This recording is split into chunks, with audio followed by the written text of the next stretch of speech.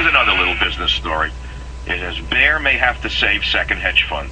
You don't have to be a business genius to know that something is rumbling in the undercurrents of Wall Street that is phenomenal. Bear Stearns Company, BSC, may have to salvage the second of its two teetering hedge funds after offering $3.2 billion last week to bail out the first hedge fund. Bear Stearns is struggling to keep the funds from collapsing after losses led lenders to demand more collateral. In other words, let me explain this to you. In high school, what I learned was, here's what I learned in high school, and nothing's changed. In high school, I learned that the Great Depression was caused by wild speculation, which had no underpinnings whatsoever. In other words, they let people buy stocks on margin for nothing down. It's like you buying a house with zero down. You can't pay the mortgage, you lose the house, right? So then they put in a minimal down payment of 20%. That went away a few years ago to keep the schmucks coming into the housing market. Then they did away with the minimum down payment on stocks, so every schmuck in the world could buy stocks that they can't afford, figuring tomorrow the next schmuck will pay the last schmuck in the Ponzi schemes called Wall Street. So now they invent a new instrument called hedge funds and derivatives. So they dump rotten paper, meaning debt that nobody will ever pay off, into secondary hedge funds, which are collapsing because there's nothing underneath it. The housing market is weak. The hedge funds are going under. There's no support basis for the hedge funds in these markets, so the hedge funds are going under. Now, what I'm telling you is very important.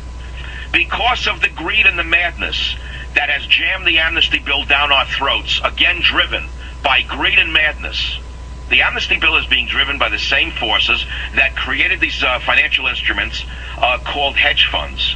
The hedge funds are fundamentally a way around secured investments.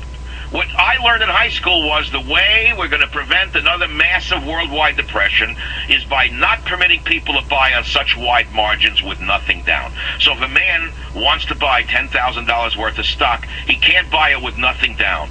He has to put down a goodly portion of the money, otherwise the speculation could get out of control, and if there's a short call on him, he can't afford it and he loses it and the stock market implodes. Right now, the secondary stock market called hedge funds is imploding because of the recklessness of the last administration, which permitted the creation of hedge funds, and the absurd recklessness of the Bush administration, which has no regulation whatsoever except the regulation of the voters. The voters are the only people who are regulated, telling the people that your regulation is you can't vote, and by the way, soon you won't be able to speak up on talk radio because you can drop dead. You're sheeple. You mean nothing to us. So there it is. Now here's another little business story that I can see through the gravy. This may give you some comfort, and I'll tell you why. A man lost $600 million in his net worth in 2 days.